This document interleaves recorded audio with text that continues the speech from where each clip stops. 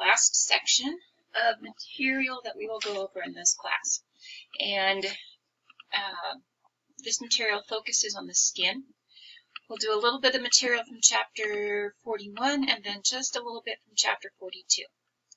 So here are your objectives for this material. We're going to focus on pressure ulcers or bed sores, looking at the different stages, that should say stages, not states, of pressure ulcer progression. And then really the big chunk of this section is going to be looking at burns and burn injury and what is going on in the burn patient. Then at the end, just a little bit about atopic dermatitis, diaper dermatitis, just because it's something different. But if you are going into the medical field, it's probably something that you will see at some point in your career. Alright, this is a slide that was available through just the publisher, and I just thought it was a pretty cool slide, just showing the different types of skin dysfunction. Alright, all the different specific types of lesions that will develop.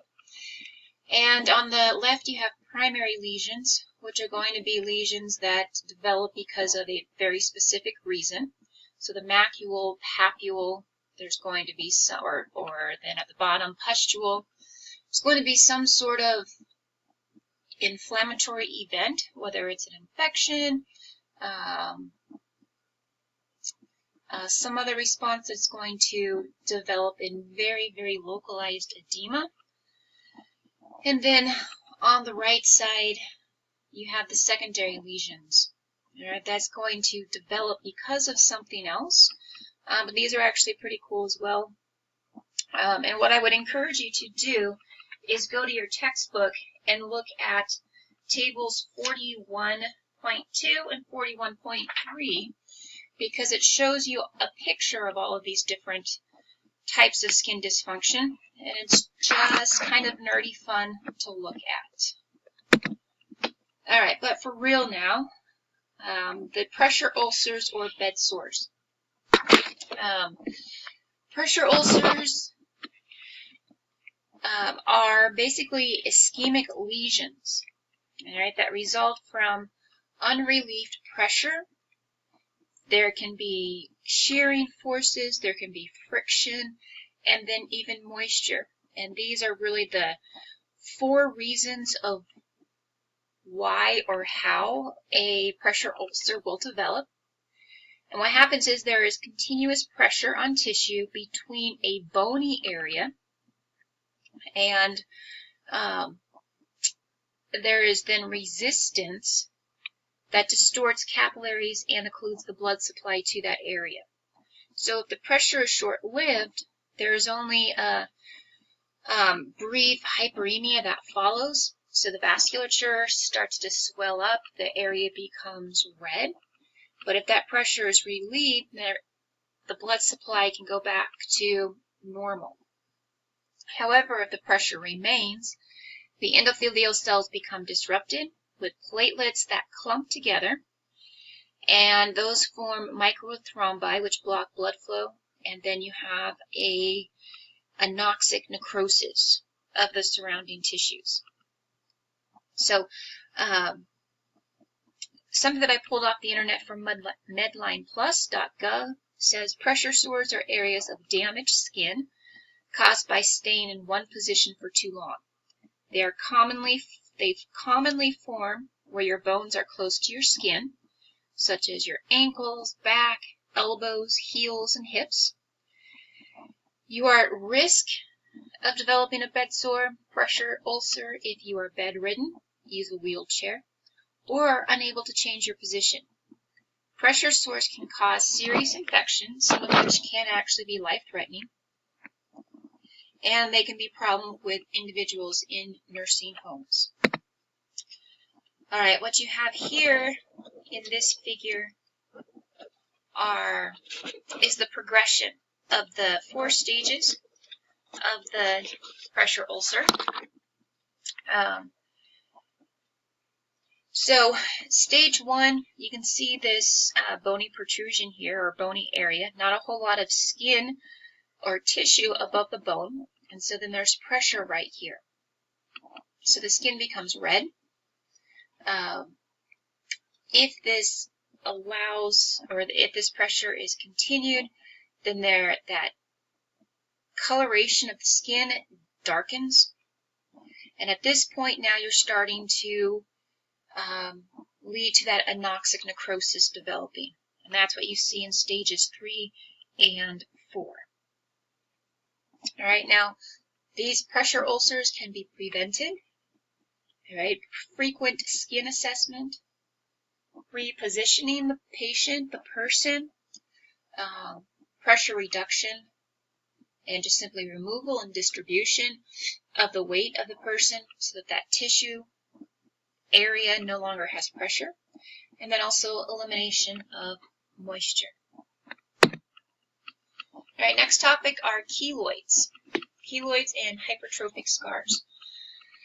So in this picture you see a keloid, all right, this dark skin or dark area that almost looks like a banding of some sort. All right, and so keloids are elevated, rounded, and firm. They develop from excessive collagen accumulation at the site. They are generally very firm, rubbery lesions, and can also be very shiny. What you see in this individual, you can see the light reflecting off of this area here. And they can vary from pink to the color of the patient's flesh, to red, dark brown, a variety of colors. Now, although this is not necessarily pleasing to the eye, all right, the keloid scar is harmless. It's not contagious. However, it can have some irritation with it in terms of it can be itchy. There can be some pain associated with it, and then there is change in the texture. Depending on where these keloids are at, they can actually cause a decrease in range of motion. If you have this occurring over the area of a joint, or say of your hand, there can be some impediment of movement there. For whatever reason, keloid scars are seen 15 times more frequently in people of African descent than in people of European descent. Hypertrophic scars are going to be elevated fibrous lesions, very similar to the keloids, but they don't extend and beyond the border of injury, and so they don't get very wide like you see here. Right? It's basically just a large scar that sits on the surface of the wound that was there to begin with. All right, and as I mentioned with the keloids, it's an issue of collagen accumulation. So there's excessive collagen formation during that dermal connective tissue repair time. All right, so then moving on to burns. This is a pretty good topic. I almost said hot topic, and that would have just been a poor choice of words, but I said it anyways. All right. Burns are among the most common household injuries, especially in children. A lot of times, burns in children may represent neglect, may represent child abuse, but not always. All right, you can have particularly curious kids and kids who just want to do their own thing, and that can also, and then parents who take their eyes off their child for a minute, and then there is an accident.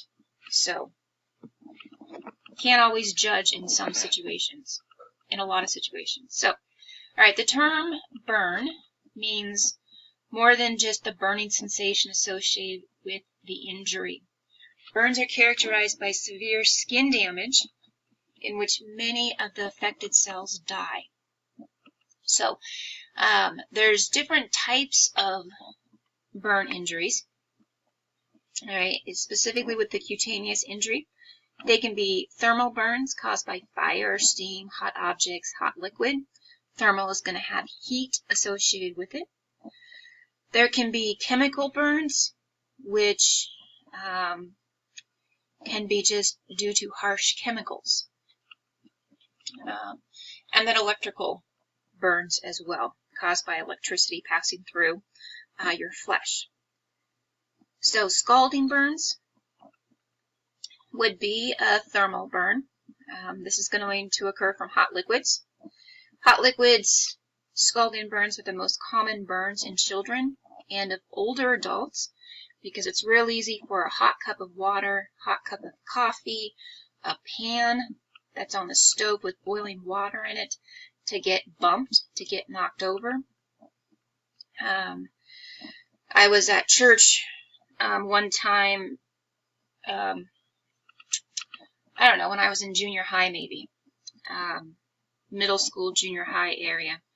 And we were all in the fellowship hall. There was something going on after church one Sunday evening. And there was a coffee maker there. And those lovely restaurant grade round bottom coffee cups or coffee pots with a nice big plastic handle. And there was a toddler walking around. And what did the toddler do? He reached up on the table, grabbed the handle of that coffee pot and just pulled it right down onto the front of him. It was probably a God thing that standing right next to him was a nurse. She picked him up, had his shirt and clothes off of him before they reached the kitchen, and just shoved him under the large sink and just started with the cold water on top of it. That's prevented a lot more damage that could have happened to that child.